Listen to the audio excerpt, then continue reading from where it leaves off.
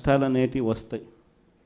ప్రతిపక్షంలో ఉన్నప్పుడు, రాజకీయాలలో మరీ ముఖ్యంగా ఉన్నప్పుడు ప్రతి ఒక్కరూ కూడా ఒక్కటే గుర్తుపెట్టుకోవాలి, కష్టం రానిదే సుఖం రాదు. ప్రతి మనిషి జీవితంలో కూడా కష్టాలు సుఖాలు అనేది పార్ట్ అండ్ పార్సల్. ప్రతిపక్షంలో ఉన్నప్పుడు మన కష్టాలు కనిపిస్తాయి, కానీ ఆ ప్రతిపక్షంలో ఉన్నప్పుడు ఆ కష్టాలలో వచ్చినప్పుడు మనం ఆ కష్టాలను ఎలా ఎదుర్కొంటాం అన్నది మనల్ని లీడర్లు చేస్తాయి.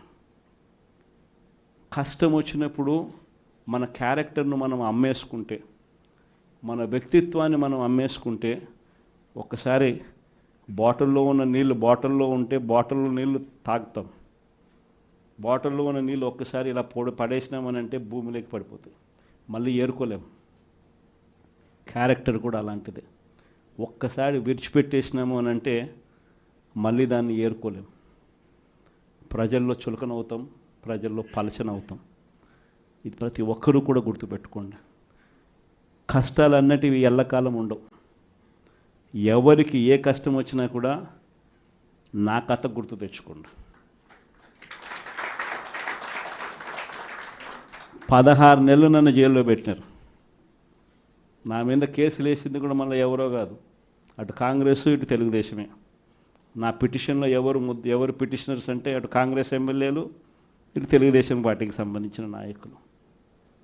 కేవలం రాజకీయంగా ఎదుగుతున్నాను అని ఒకే ఒక కారణంతో దొంగ కేసులు బనాయించారు, 16 నెలలు జైల్లో పెట్టినారు. కానీ ఏమైంది? బయటికి రాలా, ముఖ్యమంత్రి కాలా.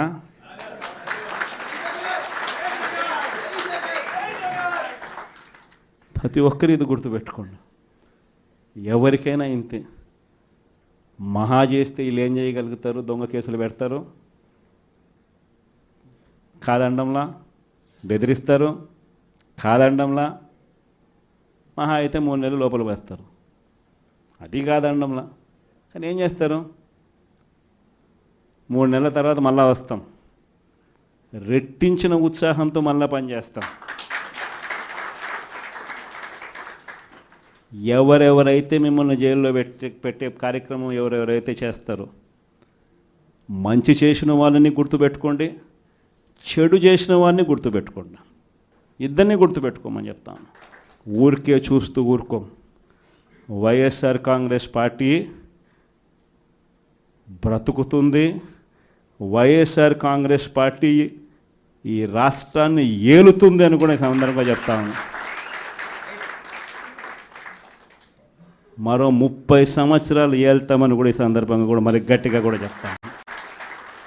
కాబట్టి ఎవ్వరూ కూడా వైఎస్ఆర్ కాంగ్రెస్ పార్టీకి సంబంధించిన ఏ కార్యకర్త వెంటికి కూడా పీకలేడు అని చెప్పి కూడా ఈ సందర్భంగా చెప్తాను.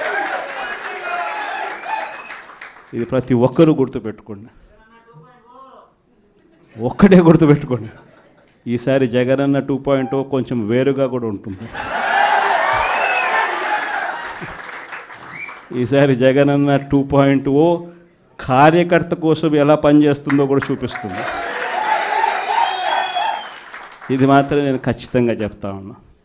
ఎందుకనంటే జగనన్న 1.0లో బహుశా కార్యకర్తలకు నేను అంత గొప్పగా బహుశా చేయలేకపోయి ఉండొచ్చేమో.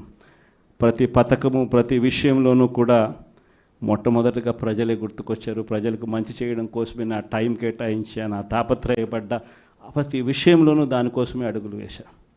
కానీ జగనన్న 2.0కి వచ్చేసరికి మాత్రం చంద్రబాబు నాయుడు కార్యకర్తలకు పెడతా ఉన్న ఇబ్బందులు చూసా, కార్యకర్తలు పడతా ఉన్న అవస్థలు చూసా, కార్యకర్తలు పడతా ఉన్న బాధను గమనించా. వీళ్ళ కోసం గట్టిగా మీ జగనన్న ఉంటాడని సందర్భంగా గట్టిగా చెప్తాను. విజయవాడ లాంటి కార్పొరేషన్లో కూడా 49 స్థానాలు మనం అప్పట్లో గెలిస్తే తెలుగుదేశం పార్టీ కూటమి వీళ్ళకు వచ్చిన స్థానాలు 14, కమ్యూనిస్టులకు వచ్చింది 1. ఈ 49 స్థానాలు